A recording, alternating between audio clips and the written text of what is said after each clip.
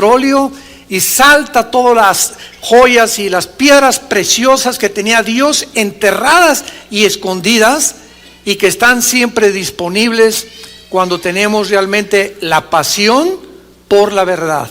Debemos ser apasionados por la verdad. En estas 8 conferencias, esta es la 8ª, no nos hemos salido de los primeros 2 versículos. Imagínense nada más. Hasta este momento hemos estudiado el versículo 1 y el versículo 2. Y rápidamente, para todos ustedes que todavía no han tenido la oportunidad de escuchar estas conferencias, permítame hacer un breve resumen de 2 o 3 minutos. El versículo 1 del Génesis está relacionado con la física moderna, con la astrofísica y con la ley de la entropía, que es la primera y la segunda ley de lo que se llama la termodinámica. Cuando nosotros venimos al Génesis, encontramos una revelación impresionante acerca del origen del universo. ¿Por qué el ser humano no podría jamás descubrir el origen del universo si no nos hubiera sido revelado por el que creó el universo? Por la simple y sencilla razón que para que sea científico tiene que ser repetitivo. O sea, la ciencia o los científicos examinan el fenómeno y toman apuntes con todo lo que nuestros 5 sentidos pueden percibir. Lo que oímos, lo que vemos, lo que experimentamos. Y un científico tiene que demostrarlo después en un laboratorio, en tubos de ensayo, para que se acepte como algo que ya está comprobado por la ciencia o por el conocimiento de la observación. Pero la ciencia o los científicos jamás podrían descubrir cómo se originó el universo, porque nadie estuvo cuando el universo fue originado o cuando fue creado.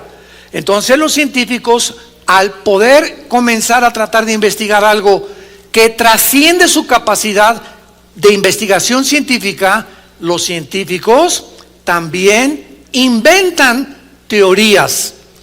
Entonces, ¿qué es lo que se nos ha enseñado y qué es lo que se sigue enseñando en las universidades? Pues que el universo comenzó con una gran explosión, lo que se conoce como el Big Bang, y que de esa explosión del desorden se formó el orden. Y que de una forma fortuita y accidental se formaron todas las galaxias y el orden y los circuitos y la atmósfera que cubre la Tierra y las condiciones en las que el ser humano vivimos nosotros, que no las tiene ningún planeta fuera de nosotros, en las galaxias que nos rodean, y que todo fue un accidente y algo que fue realmente no creado. Entonces, todo esto que los científicos se han imaginado que fue, han pasado aproximadamente 6,000 años de historia y no ha sido más que en los últimos 2 o 3 siglos, 18, 19 y 20, cuando las más grandes verdades científicas se comenzaron a descubrir y se comenzaron a confirmar por el libro que tengo en mis manos y que se llama la Biblia. Por ejemplo, un gran científico como Laplace fue cristiano. Un gran científico como Isaac Newton fue cristiano. Un físico, matemático, astrofísico, un genio de la física y las matemáticas como Blaise Pascal eran cristianos. Todos estos grandes hombres de ciencia de algunos siglos eran cristianos.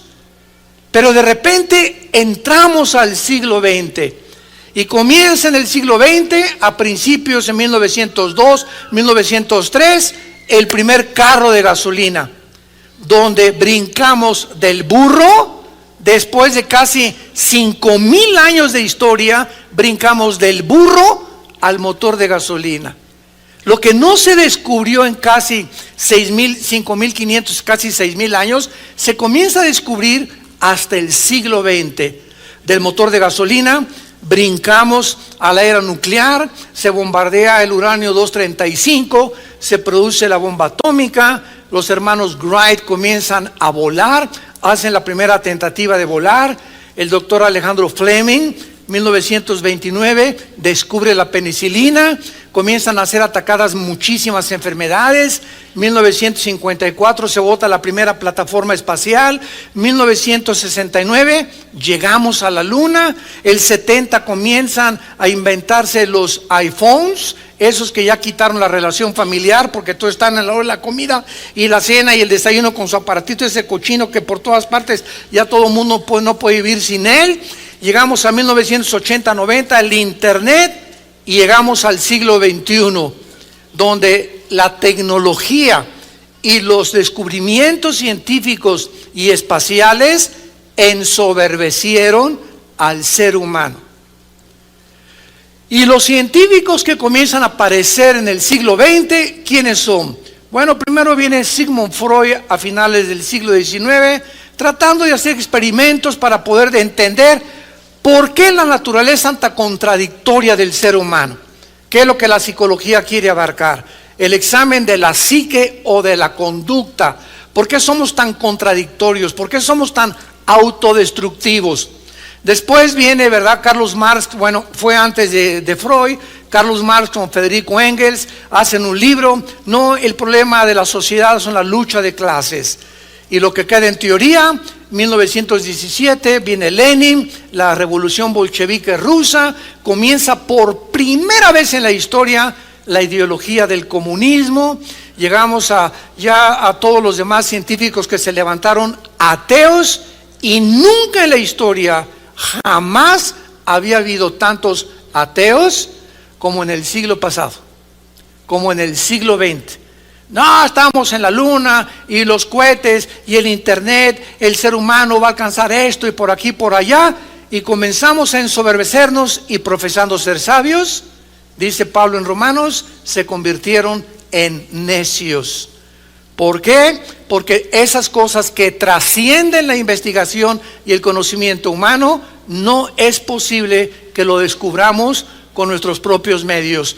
Dios tuvo que bajar del cielo en la persona de su Hijo Jesucristo, y nos tuvo que hablar con el lenguaje que tú hablas y con el lenguaje que yo hablo, para mostrarnos Cristo con la naturaleza y los ejemplos de las semillas, de los árboles, de las frutas, de las aves, los secretos del universo espirituales con ejemplos terrenales, para que nuestro lenguaje, hasta los agricultores y las personas que ni a la primaria fueron, pudieran entender las cosas que pertenecen a Dios.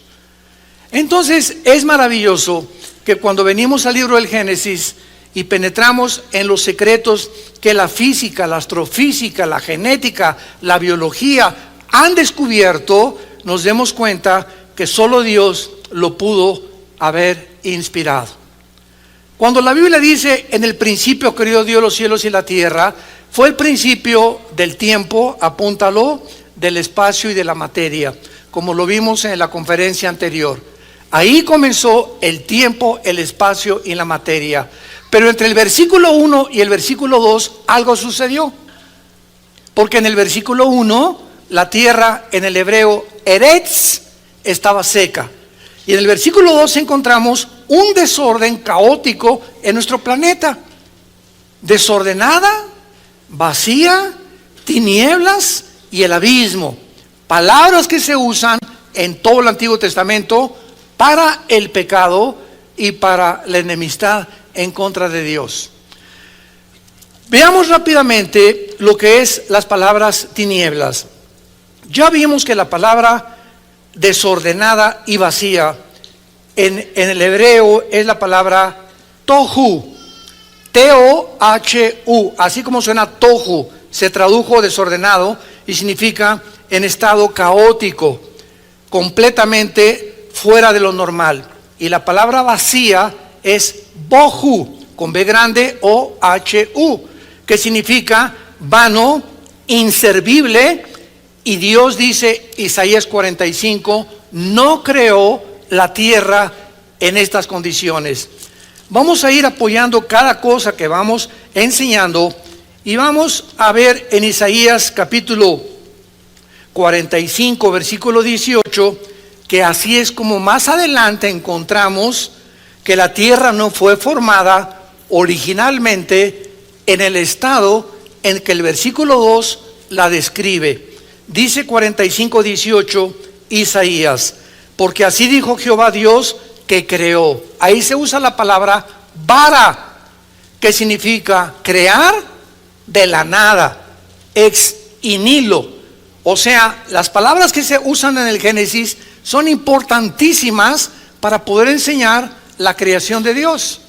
Porque la otra palabra es yatzar, con Y, que significa formar, y asa, dar forma o moldear. Entonces, cuando estudiamos el Génesis capítulo 1, en cada uno de los días de la creación se usan palabras diferentes para entender que, por ejemplo, parecía una contradicción. En el versículo 3 del Génesis aparece la luz, y Dios dijo que sea la luz, y hasta el día cuarto aparece el sol y la luna, y venían muchos ateos. No, aquí hay una contradicción. ¿Cómo puede haber luz cuando hasta el cuarto día aparece el sol y las estrellas? Cuando no se dan cuenta que la palabra que se usa en el hebreo en el versículo 7 y 8 del Génesis para el sol y la luna, no los creó Dios. El sol y la luna ya existían. Estaban en la creación anterior a nosotros, como lo vamos a ver, cuando los ángeles habitaron este planeta antes que nosotros. Vamos a ver que Lucifer fue creado en este planeta antes que nosotros. Y vino una rebelión satánica, de la cual vamos a hablar después, tal vez en la conferencia 9 o 10, que hizo que el mundo entrara en un estado de juicio, donde la tierra tuvo que ser cubierta de agua. En el versículo 2, ya la tierra no está seca, ya no es eretz en el hebreo, tierra seca, sino que es una tierra desordenada, con abismo, con tinieblas. Y la pregunta es, ¿qué le pasó entre el versículo 1 y el versículo 2 a la tierra? Y entre el versículo 1 y el versículo 2 hay millones de años de intermedio o de paréntesis.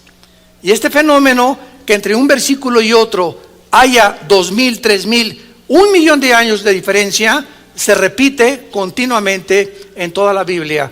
Eso lo explicamos ya anteriormente. Isaías 45, 18, porque así dijo Jehová que creó, vara de la nada los cielos. Él es Dios, el que formó ahí está la palabra yatzar, apúntalo. ¿Ven la importancia de la Biblia? O por lo menos en tu mano apúntatela si quieres ya. Ahí la palabra formar es yatzar. O sea, Dios crea la tierra, y de la materia que ya existía, como un escultor, como un alfarero, le comienza Dios a formar. Que formó la tierra, el que la hizo y la compuso. Ahí compuso es asa. En este versículo se usan las tres palabras hebreas que se usan en todo el capítulo 1 del Génesis. En este solo versículo de Isaías 45, 18. La creó de la nada, la formó y la comenzó a moldear. Asa. Y dice así, no la creó tohu. La palabra que se usó en el versículo 2, no la creó en vano, ni tampoco para que fuese desordenada, para que fuese habitada la creó. Yo soy Jehová y no hay otro. Muy bien. Cuando todos ustedes estudien la teología, o a los estudiantes serios de la Biblia, van ustedes a descubrir que la Biblia contiene diferentes perspectivas y diferentes formas en las que muchos han interpretado un pasaje o un versículo. Por ejemplo, en el versículo 1 y 2 de la Biblia hay una corriente de teólogos que dicen que cuando dice la Biblia Dios creó los cielos y la tierra estaba desordenada, se refiere al principio de la creación del universo. Y eso no puede ser. No puede ser, en primer lugar, por las evidencias que estamos demostrando. ¿Cuál es? Que la tierra no fue creada desordenada y vacía. La tierra no fue creada en tinieblas. porque Dios es luz.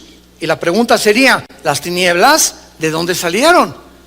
O sea, si las tinieblas ya estaban antes que la tierra fuera formada, es porque antes de nosotros las tinieblas aparecieron en la rebelión de Lucifer.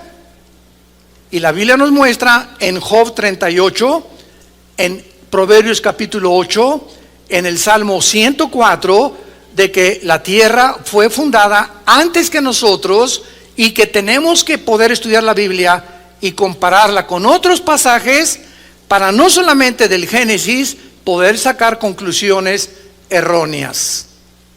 Y la otra pregunta a nuestros hermanos que creen que no hubo una diferencia entre el versículo 1 y el versículo 2 es la siguiente: si esto está describiendo el origen de la creación original, ¿cuándo fueron creados los ángeles? Y la Biblia es clarísima que los ángeles fueron creados antes que nosotros, y veamos esta evidencia en el libro de Job, capítulo 38. Dicen los versículos 4 al 7. Vean ustedes, santos de Dios, la importancia de poder unir todos los pasajes de la Biblia para no sacar y concluir de uno solo doctrinas que se convierten posteriormente en herejías. ¿Qué cosa es una herejía? Es una verdad llevada al extremo, o una verdad inflada desproporcionadamente por personas que no han tenido la paciencia de estudiar los demás pasajes de la Biblia para juntar las piezas de rompecabezas y tener ya el conjunto de piezas necesarias para poder emitir una doctrina bíblica 100%. Dice Job 38, de versículos 4 al 7. Recuerden algo antes de leer esto, que Job tiene la misma antigüedad del Génesis. El libro del Génesis y el libro del Job son los dos libros de la Biblia más antiguos que hay. Son los dos libros más antiguos de toda la Biblia, el Génesis y el libro de Job, porque Job vivió en la época de los patriarcas, en el tiempo cuando comenzó Dios a poblar y a formar las naciones y las familias. Dice así, le pregunta Dios a Job: a ver, Job, ven para acá, vengan los ateos, a ver, tú agnóstico y tú escéptico, cerebro de ostión y de pollo, hígado de chivo, ¿dónde estabas tú cuando yo fundaba la tierra? Esta pregunta es una pregunta profundísima. Job estaba atarantado, estaba confundido. ¿Por qué Dios me quitaste a mi familia? Me quitaste mis propiedades y me dejaste a mi esposa. Es la primera que te le hubieras haber llevado. Y no estoy en contra de la esposa, ni mucho menos, ¿no? Démosle gracias a Dios a los que tenemos esposas tan lindas como la que yo tengo, ¿verdad? Si no, duermo en el suelo en la noche. Es que vemos que en el capítulo 2 del libro de Job, la esposa de Job era algo serio. Le decían la tigresa de los patriarcas, porque le dice a Job: maldice a Dios y muérete.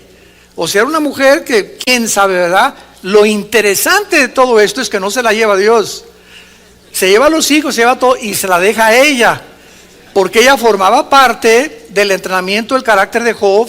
Y esta misma mujer que no se llevó Dios, al final del libro de Job le da 7 hijos más y le duplica a Dios a Job todo lo que perdió, y le da a las mujeres más hermosas de toda la tierra en aquel tiempo. Dice la Biblia que Yenina y Karen, ¿verdad?, eran hermosísimas las mujeres, y es la misma esposa que Job necesitaba entender, que muchas veces necesitan muchos de ustedes, hombres cabezones, para poder entender que muchas veces tu esposa, que te está atice y atice y atice, a veces está ayudando a desarrollar nuestra paciencia.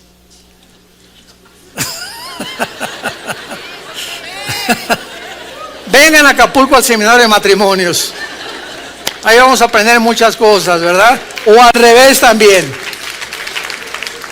A veces son a las pobres mujeres, ¿verdad? Que les tocan a hombres que dale y dale y duro y duro y duro. Y hermano, yo me quisiera casar con alguien que se pareciera a Rambo, hermano. Y bueno, ¿sabes qué, hermana? Te tocó ese y tienes que esperarte hasta que vamos a ver en los seminarios cómo es. De eso tratamos todos estos temas, que muchas veces usa Dios a nuestra pareja como un desatornillador o como un martillo, ¿verdad? Cuando le metes un escultor a una estatua y comienza, si la estatua puede decir ¡ay! En cada golpe que brinca un pedazo de piedra, hasta que se descubre la piedra que estaba escondida dentro de ese pedazo de piedra, y que a través del esculpión pudiera él realmente sacar lo que en su imaginación quería sacar. Y es interesante que la palabra carácter esté relacionado con la escultura de estatuas. Increíble, porque es lo que forma el carácter, los golpes que nos da la vida. Bueno, no nos detenemos ahí. Vengan al seminario de Acapulco. ¿Dónde estabas tú cuando Dios fundaba la tierra? ¿Qué contestaríamos? En primer lugar, no habíamos nacido. Si no habíamos nacido, ok. Si tú no habías nacido y no entiendes las leyes con las cuales yo hice el universo, las leyes de la gravitación, de las fuerzas termonucleares y las leyes de la termodinámica, ¿quieres entender ahorita por qué te pasa lo que te pasa en la vida? No, ¿verdad? O sea, Job estaba en un conflicto moral. ¿Por qué permite Dios el sufrimiento a hombres justos como yo? Esa es la tesis que se mantiene en todo el libro de Job. Y no es hasta los últimos capítulos, comenzando con el capítulo 38, 40, 41 y 42 de Job, donde encontramos que Dios le revela el universo a Job, le revela a los animales, le revela la creación. Y cuando Job se da cuenta que ni siquiera somos capaces de entender cómo puedo ahorita prender la televisión en mi casa, y lo que está pasando en Jerusalén viaja por ondas, ¿verdad? Y por fibras ópticas, por la electricidad y por los medios tecnológicos de comunicación, y en ese aparatito de la televisión veo figuras y personas que están allá, pero también están en mi televisión. Yo no he entendido tampoco ahorita al llegar a mi casa que nada más le pellizco la pared y aparece la luz, como decía Cantinflas. Nada más le pellizco ahí la pared y aparece la luz. De repente, pum, todo se ilumina. Yo sé que pues por las redes eléctricas y lo que quieras, pero no puedo llegar a comprender cómo puede funcionar todas esas cosas. Si eso no lo podemos entender, o traigo mi GPS, ¿cómo es posible que satélites me estén diciendo vuelta en el Ángel de la Independencia a la derecha, y adelante hay un accidente, y al mismo tiempo hay 100,000 personas que se le están enviando mensajes diferentes al mío, manejando en otras partes de la Ciudad de México? No lo entiendo. Impresionante. Nos vuela las tapas de los sesos. Si eso no lo entendemos, queremos entender los caminos y los pensamientos de Dios, que son más altos que los nuestros. ¿A dónde nos quiere llevar Dios, santos de Dios? Nos quiere colocar Dios en la palabra más grande de la Biblia, que se llama humildad. Si no hay humildad en nuestras vidas, que es el reconocimiento que no sabemos lo que debemos de saber como lo debemos de saber, y que somos criaturas finitas, limitadas, con tinieblas que han invadido por el pecado nuestra mente, mientras no mantengamos esa actitud y virtud de la humildad, Dios no nos puede enseñar nada. Dios resiste, Santiago 4, a los soberbios. Dios le da gracia a los humildes, y esa gracia la necesitamos para poder conocer a Dios. ¿Dónde estabas cuando fundaba el mundo? Yo no chepo de haber contestado Job. Vean lo que dice más adelante: házmelo saber si tienes inteligencia. O sea, la inteligencia no nos serviría tampoco para descubrir el origen del universo. Por más inteligente que fue Alberto Einstein, por más inteligente que se acaba de morir el sucesor de Einstein, Stephen Hawking, el astrofísico que murió en Inglaterra, dime el físico Blaise Pascal, Galileo Galilei, el Laplace, el que tú me quieras mencionar, Luis Pasteur, ninguno ha podido descifrar y entender, ni jamás lo hará, el origen del universo. ¿Por qué? Porque para que sea científico tiene que ser repetitivo. Y nadie estuvo cuando Dios formó el universo. Entonces los científicos también inventan, filosofan, hipotetizan, dicen teorías, por eso se llama teoría, que no está comprobado, es simplemente una tesis que puede o no puede ser verdad. Hasta que no se comprueba a través de la demostración de un tubo de ensayo y un laboratorio, no puede la famosa teoría de la evolución demostrar que venimos de chita, ni que venimos de los animales. Fanfarronadas, tonterías, la soberbia de científicos que quieren saberlo todo y se endiosan inventando cosas que la misma ciencia ha contradecido. ¿Dónde estabas cuando fundaba la Tierra? Házmelo saber si tienes inteligencia. ¿Quién ordenó sus medidas si lo sabes? O sea, el universo tiene medidas. ¿Ustedes creen que cuando el planeta Tierra fue formado, Dios dijo, ¿qué era la Tierra? ¡Pum! Como el mago Merlín, y apareció una bola ahí, planeta Tierra. No, la Tierra tiene medidas en kilómetros, en metros o en yardas, como tú lo quieras medir, que esas medidas tienen que ser exactas en relación con el norte y con el polo sur. Y esas medidas de la Tierra, de oriente a occidente, de norte a sur, tienen que estar relacionadas con la inclinación de la esfera de la Tierra sobre 23 grados y medio de su eje.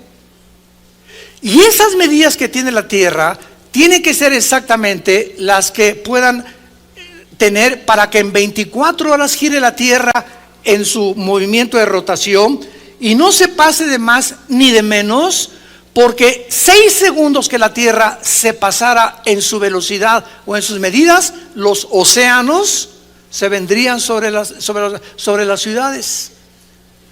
Cada vez que vamos nosotros a la playa, ¿verdad? Le digo a mi esposa, ve esta inmensidad de mar, ¿por qué no se viene sobre nosotros? Por el movimiento que tiene la tierra. Dice en Job que Dios le puso cerrojo a los mares y les dijo, hasta aquí llegan. Esa es la grandeza de Dios. Y la tierra tiene una medida para que dé una vuelta sobre su eje alrededor del sol en 365 días. Y después Dios hizo la atmósfera a nuestro alrededor, que es una mezcla de hidrógeno con oxígeno, casi el 90% hidrógeno con oxígeno y otros gases, para que cuando tú hagas en la mañana no caigas muerto. Pero si nos salimos de la atmósfera, haz así y caes muerto inmediatamente, porque el oxígeno que Dios proveyó para que tú y yo existiéramos no existe fuera de la atmósfera. En otras palabras, el universo es un universo afinado, donde todas sus partes trabajan en relación unas con otras, como el motor de un coche.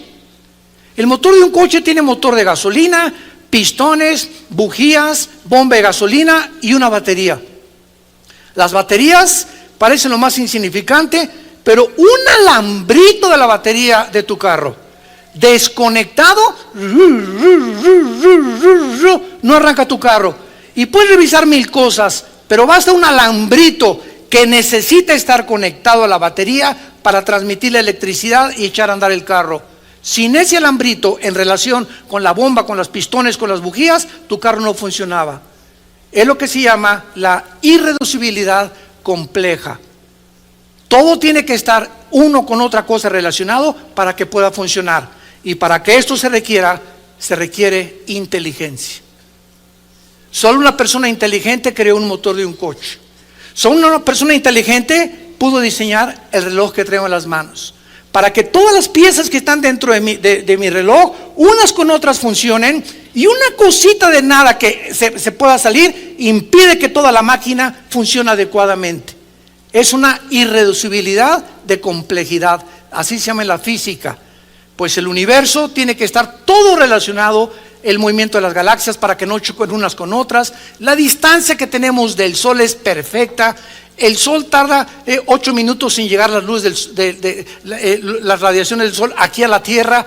Todo está completamente calculado por Dios.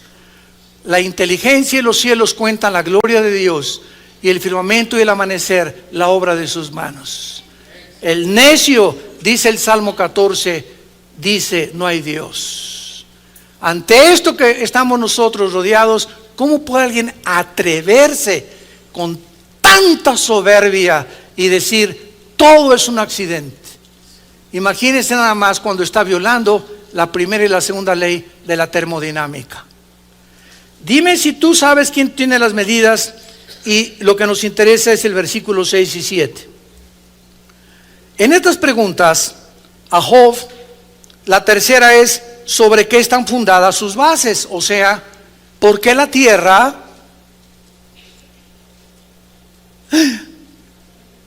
cuelga sobre nada? ¿Se acuerdan de esas revistas y libros que todavía hace algunos años, donde ponían a la tierra arriba de una tortuga? ¿O de Charles Atlas? ¿Por qué no se cae la tierra? ¿Cómo la luna que se pone sobre las tinieblas de mi corazón? Y le hacemos canciones a la luna. ¿Y por qué la luna no se cae? O sea, ¿qué es lo que está en el espacio? Que esos cuerpos celestes se mantengan con velocidades perfectamente bien calculadas, que no choquen un cuerpo contra otro, etcétera, etcétera. Y es lo que le pregunta Dios a Job: ¿sobre qué está fundada o qué es lo que hace para que la tierra flote en el espacio, se traslade alrededor del sol y pueda hacer lo perfecto para que exista la vida de los seres humanos? Algo que se saliera fuera del orden del universo, tú y yo no podríamos existir. Y ninguna de estas leyes existe en la Luna, ni en Marte, ni en Venus, ni en Plutón, ni en Júpiter. Todo fue diseñado por el Dios, donde Dios nos colocó para que aquí en este mundo le conociéramos, le admiráramos y le adoráramos por la grandeza de su creación. Y esta es la pregunta final. Y dice la Biblia que cuando Dios hacía todo eso, ordenó la tierra, le extendió un cordel, la puso como flotando en el espacio. Dice el versículo 7 que cuando Él hacía todas estas cosas, alababan las estrellas del alba y se regocijaban los Ben Elohim, que en el hebreo se tradujo los hijos de Dios. O sea, cuando tú y yo no estábamos ni habíamos nacido, los hijos de Dios, que en el Antiguo Testamento es la frase usada para los ángeles de Dios, ellos estaban vivos. Y nos los corrobora Ezequiel capítulo 28, Isaías 14 del 12 al 14. Cuando Dios crea a Lucifer, aquí en la tierra, donde Dios puso a Adán y Eva, ahí creó a Lucifer, antes que nosotros. Los ángeles ocupaban este mundo antes que tú y yo existiéramos. Y estos ángeles tuvieron una rebelión contra Dios, y Dios sumió nuestro planeta en un juicio universal, donde las tinieblas cubrieron la tierra, versículo 2 del Génesis. La tierra se cubrió de agua, o sea, Dios inundó la tierra con agua, y así no fue como la creó originalmente. Regresamos al Génesis y veamos a continuación que en el versículo 2 la evidencia es que la tierra no fue creada originalmente en un estado caótico, de vaciedad, de vanidad. Pero además vemos al planeta Tierra en el versículo 2 cubierto de tinieblas. Y aquí vamos a profundizar esto. Dios habita la eternidad, ¿ok? En la eternidad no hay tiempo. En la eternidad no hay espacio. En la eternidad no hay la materia que existe en el universo cerrado de 4 dimensiones donde tú y yo vivimos. Todos nosotros en el universo, con los millones de galaxias y los soles que existen, y la Vía Láctea donde tú y yo estamos bajo 4 dimensiones. Todo el universo está bajo 4 dimensiones, y todo el universo se rige por leyes cósmicas.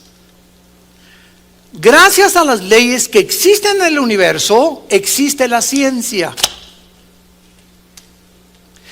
si el sol no se pusiera exactamente a la hora que se pone, y la luna, y las galaxias, y los movimientos interestelares y espaciales no tuvieran el orden que tienen, no existiría la predicción que hoy en la noche va a haber una luna de sangre. ¿Sabían, verdad? Y aprovecho para decirles que no tiene nada que ver con profecías, por el amor de Dios. Ni se va a acabar el mundo en la noche ni mañana. Porque siempre, oiga, las lunas de sangre. Las lunas de sangre aparecen en Joel capítulo 2, Mateo 24, Apocalipsis capítulo 6 y los finales de Apocalipsis. Antes que venga Cristo, antes de la segunda venida. Y cuando aparezcan esas lunas de sangre, tú y yo, bueno, no sé cuántos, ya no estamos aquí. Ya nos fuimos en el arrebatamiento de la iglesia. Muy bien. Entonces, la tierra, en el versículo 2, describe palabras asociadas en toda la Biblia con juicio de Dios. Desorden, caos, vanidad, vaciedad. Y vamos a detenernos con la palabra tinieblas. Estas palabras tinieblas que tenemos aquí, que es la palabra en la Biblia, que es chueskek, que se tradujo tinieblas, siempre aparecen en la Biblia como símbolos de juicio. Siempre o asociadas con el pecado o con Satanás. Rápidamente, Éxodo 10, 21, la novena plaga en Egipto fueron de tinieblas. Isaías 13, 10, la tribulación, el sol se convertirá en tinieblas. Joel 2, versículo 2, el día de Jehová está asociado con las tinieblas. Vemos pues que las tinieblas, sin ninguna excepción, son asociadas con juicios de Dios. Dice en 1 Juan capítulo 1, versículo 5 al 7, que Dios es luz y ninguna tinieblas hay en él.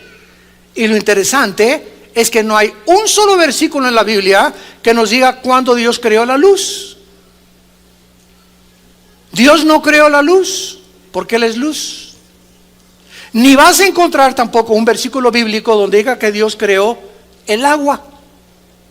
Ni la luz ni el agua aparecen como creación de Dios, sino antes de la creación de nosotros. Ahora vamos para allá para explicarles. Ya comienza a salir humo así por las orejas así. Conéctense. Dios habita la eternidad. Y antes de que Dios creara el universo en el principio, la materia, el espacio y el tiempo, no existían los cielos. ¿Qué fue lo que comenzó en el principio? Los cielos, plural, y la tierra. Dios se concentra en nuestro planeta como el objeto principal de toda la creación. Imagínense nada más. Dios hace los cielos, plural, y la tierra. ¿Por qué plural? Porque en 2 Corintios 12, del 1 al 3, Pablo menciona que hay 3 cielos. En Efesios capítulo 2, versículo del 1 al 2, a Satanás se le llama el príncipe de la potestad del aer, en el griego, que significa la atmósfera. Entonces, ¿cuáles son estos 3 cielos que Dios creó que no existían más que en el principio cuando vino la creación? El tercer cielo, los cuarteles generales de Dios. ¿Ok? Dios ahorita habita ¿en dónde? En el tercer cielo. El segundo cielo es el cielo cósmico, el de las estrellas, el de los planetas. Y el primer cielo es el cielo de la atmósfera hacia abajo, donde tú y yo existimos.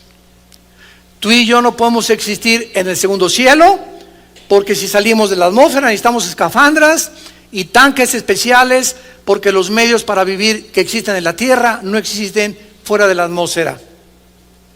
Y no podemos mucho menos ir al tercer cielo, porque para el tercer cielo necesitamos un cuerpo, no de carne ni de sangre, porque la carne y la sangre no heredarán el reino de Dios. Tenemos que ser transformados en la resurrección para poder habitar en el tercer cielo, donde vamos a ir con Dios. Y lo más maravilloso de todo, me voy a adelantar muchísimo, es que aunque Dios habita ahorita en el tercer cielo, ¿saben ustedes dónde va a habitar Dios? cuando baje Jesucristo y establezca su reino, Dios va a cambiar su casa del tercer cielo a Jerusalén.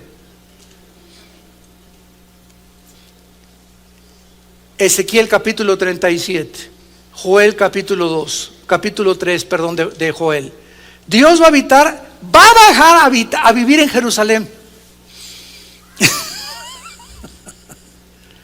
Ahí va a ser donde Dios va a comenzar a gobernar el universo que viene, cuando haga unos cielos y nueva tierra y sea Jerusalén la ciudad de Dios.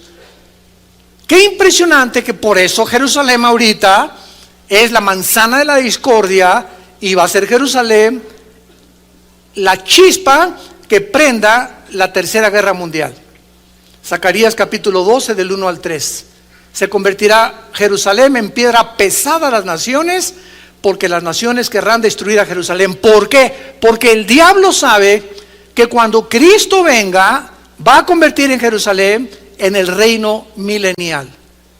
Y entonces se acabó el dominio y el control y el gobierno de Lucifer.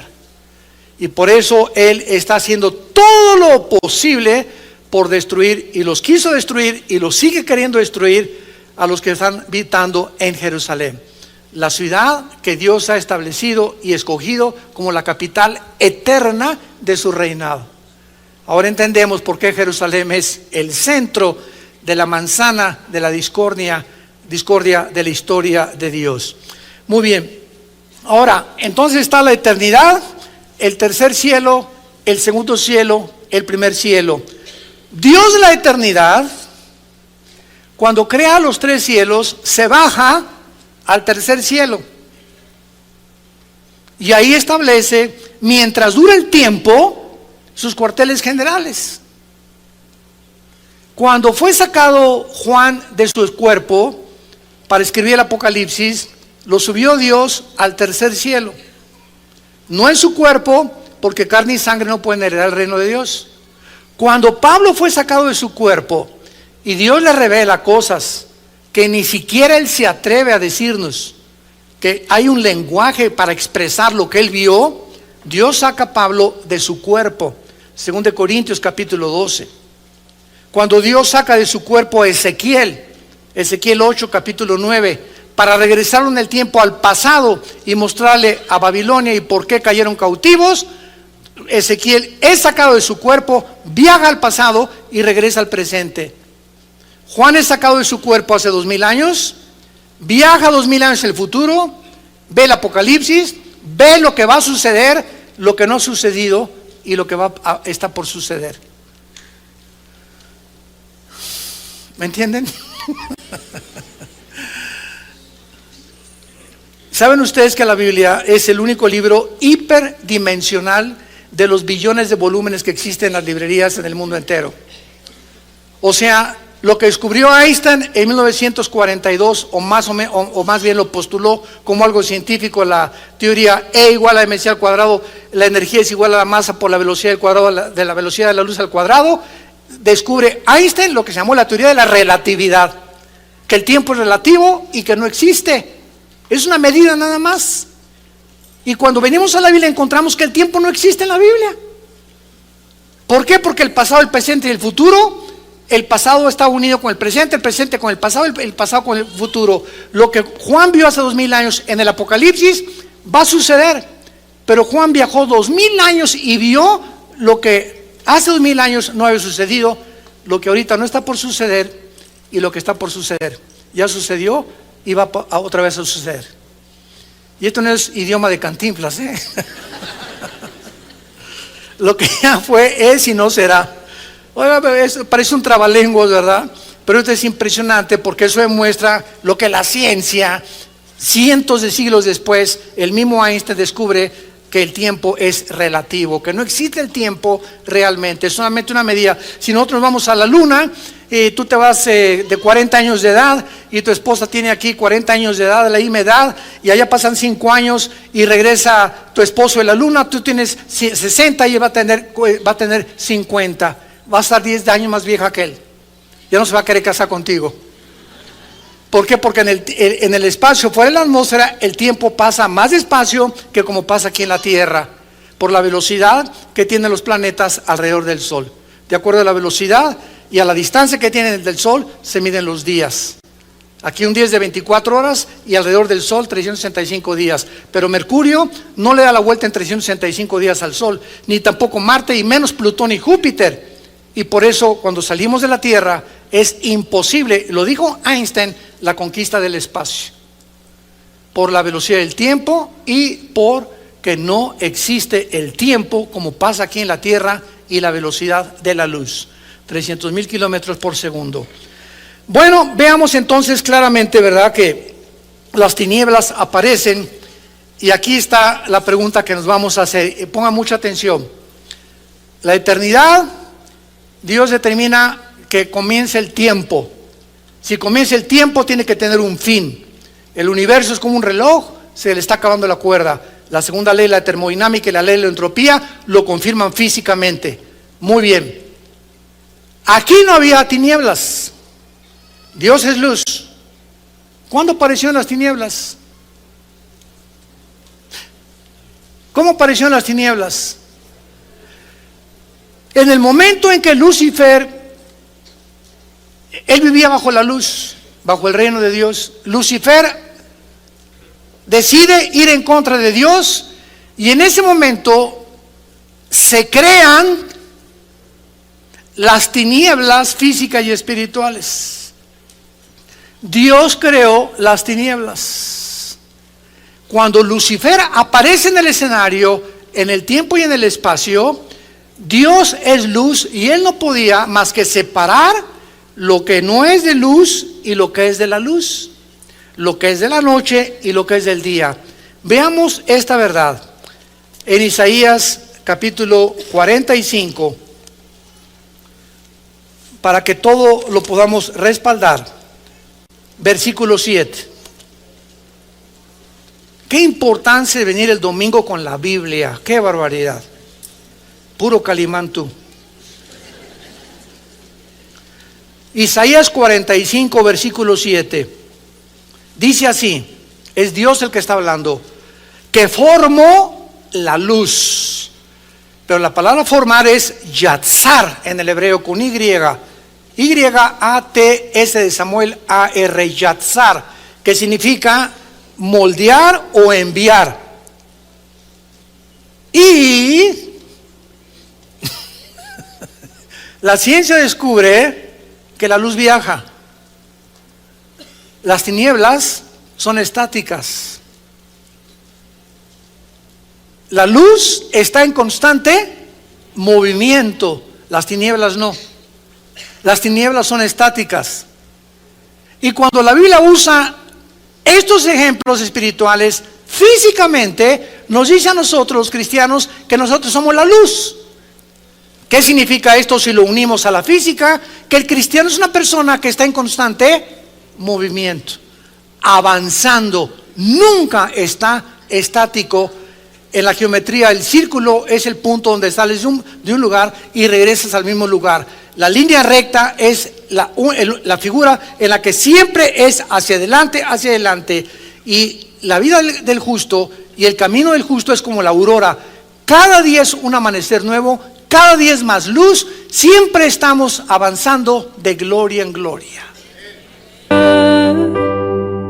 I remember that I have got someone like you in my life. A single day is nothing without you. I hope that my sunshine will always be with me.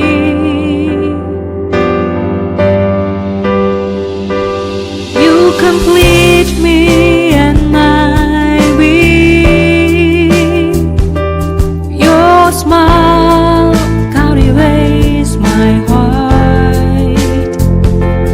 I am so not me when you look at me. I forget what I really had to say. This is the magic of your love for me. It's my soul, the destiny that I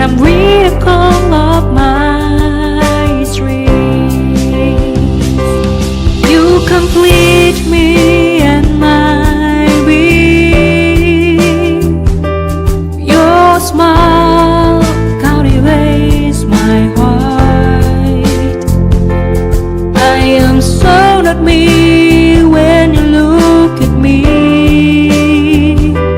I forget what I really had to say. This is the magic. Qué maravillosa es la vida del cristiano. Y el que no es cristiano, ahí está, 45, 50, 60 años, nació para ir a la universidad y le dieron su título, hizo mucho dinero y fue presidente, inventó Apple, inventó cosas extravagantes, vivió en el castillo de Chapultepec y murió en las tinieblas. Nunca supo por qué nació, más que para hacer dinero y entretener a la gente. Si fue artista o fue cantante, nunca conoció a Dios ni el propósito de su vida. Nació en tinieblas, vivió en tinieblas y regresan a tinieblas. Qué triste es la vida de la persona sin Dios. ¿De qué te sirve ganar el mundo si pierdes tu alma? Que pasan por la vida sin jamás haber estado conscientes de que eran seres humanos, con el propósito de conocer a Dios. Juan 17:3, esta es la vida eterna, que lo conozcamos a Él. Si tú ganas el mundo y mueres sin haber conocido a Dios, eres exactamente igual que una vaca, que un toro, que un animal. Y no lo digo yo, lo dice el Salmo 37. Las personas que pasan por la vida no tienen indiferencia nada con los animales. Los animales se levantan y el pastito comen, duermen, y en la noche se oscurece, el sol se oculta y otra vez en la mañana a comer, a trabajar, a ordeñar a las vacas, y así. O sea, el animal no tiene conciencia quién es, porque existe, si hay Dios, si no hay Dios, no tiene filosofía, no tiene preguntas que trasciendan su vida. Y así dice la Biblia, son los seres humanos que pasan por esta vida y lo único que viven es para hacer dinero, para sobrevivir, para ganar la popularidad, para entretener a la gente, y nunca tuvieron en su corazón la conciencia de la existencia, y cuando mueran, quién sabe cuál será su destino en la eternidad. Dios forma la luz, versículo 7, Isaías 45, y creó las tinieblas. Y creó las tinieblas, y la palabra crear aquí, apúntalo, es bara, con B, que es se usa nada más 3 veces en Génesis capítulo 1. 3 veces cuando Dios, en el principio Dios creó, es bara. De la nada, dice Hebreos 11:3, de lo que no existía, Dios dijo y apareció el universo. No fue una explosión ni el Big Bang, apareció todo en un orden perfecto. Vara, lo usa con la creación animal y lo usa con nosotros los seres humanos. En todo lo demás Dios usa la materia que Él creó para formarla, pero lo que creó de la nada es lo que Dios quiere que entendamos. Las tinieblas no existían, Dios las creó de la nada. Que hago la luz y la paz y creo la adversidad. Otra vez la palabra vara, crear de la nada. La adversidad, el pecado no existían antes de la creación del universo, porque Dios es luz. Yo, Jehová, soy el que hago todo esto. ¿Ven ustedes la profundidad de la palabra de Dios, santos de Dios? Qué maravilloso es que podamos encontrar todo esto. En las próximas clases les recomiendo las 7 conferencias anteriores, donde pasamos bastante tiempo examinando en la física, en la astrofísica, en la biología, en la genética, el versículo 1 y el versículo 2 del Génesis, al cual pasaremos en la 9ª conferencia la próxima vez que Dios nos dé vida, y que podamos continuar todos nosotros siendo apasionados por la verdad, ardientes estudiando las Escrituras y amando a Dios con todo nuestro corazón, con toda nuestra alma y con todas nuestras fuerzas. Te damos gracias, Señor, por tu palabra en esta tarde.